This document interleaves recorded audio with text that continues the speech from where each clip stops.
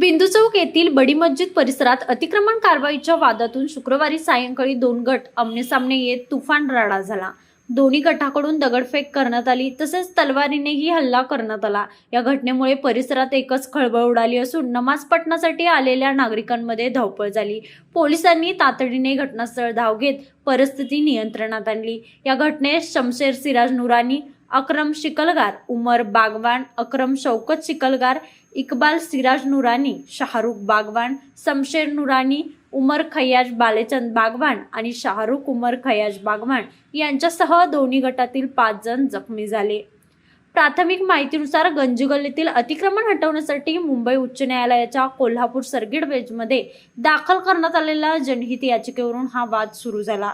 महापालिकेने अलीकडेच परिसरातील हातगाड्या हटवला आणि इक्बाल नुरानी यांचे लॉजिंगही सील केल्याने वातावरण अधिक तणावपूर्ण होते।